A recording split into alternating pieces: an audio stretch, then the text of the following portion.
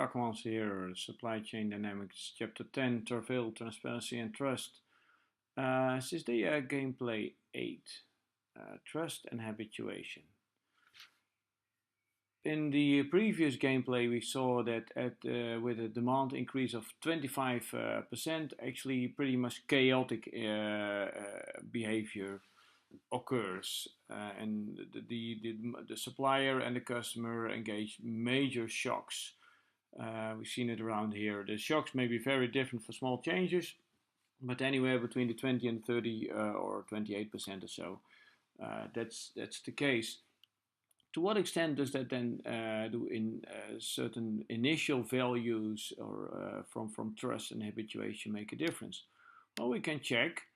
We already saw, for instance, that the initial level of trust of A and B and of B and A makes some difference. Let's do that for both of them. Both of them have low trust. What happens then? Yeah, indeed, that does make a difference, but we already saw at the levels of 20% and indeed of very little, no demand increase, indeed, that already was the case. So that doesn't come as a real surprise. What if these levels are really high? Can we then overcome the problems of this volatility, which is interpreted as unreliable behavior? No, we can't. And why can't we? Well, you can see from up here, the trust level starts really high, but the problem is that it then erodes. The first, so the period in which there's this threshold level of trust that you need to have reached before the volatility sets in, and yeah, it's just not enough with those initial trust levels. So that's probably not what we want around here. It's not gonna make the basic difference. So not enough trust is also always hurtful, but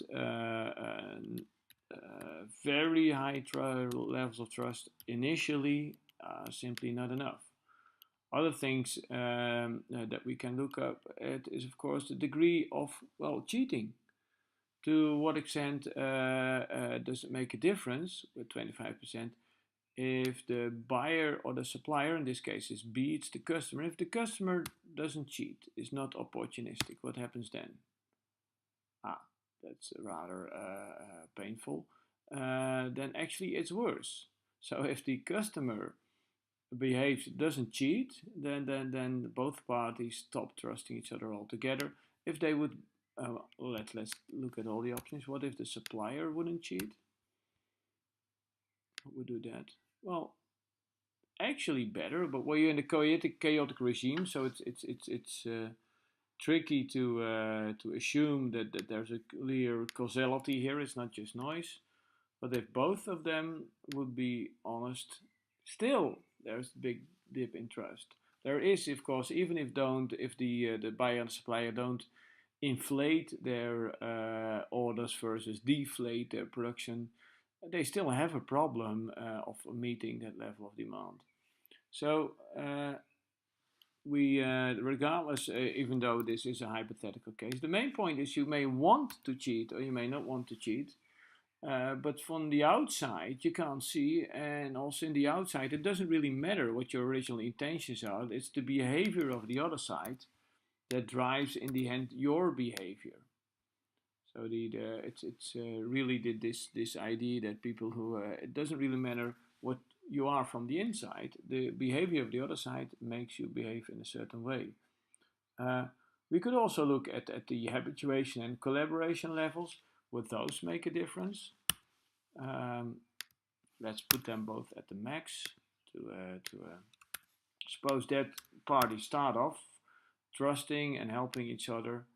No, not at all. Why? Well, again, the problems are not so much the initial habituation and collaboration,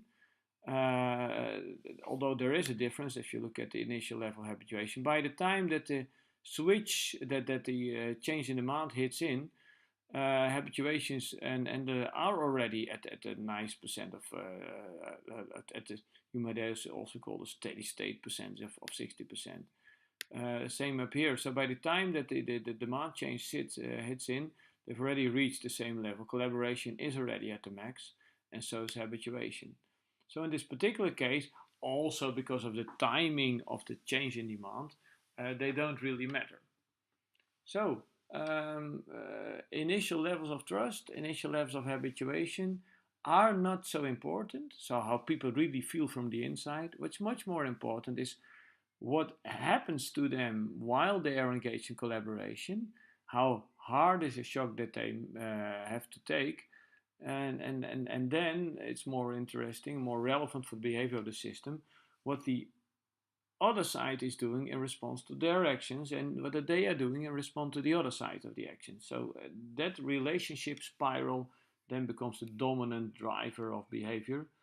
And again, that sounds pretty much real world like. It's nice that this simulation model has a nice mathematical formulation that fits that real world reality.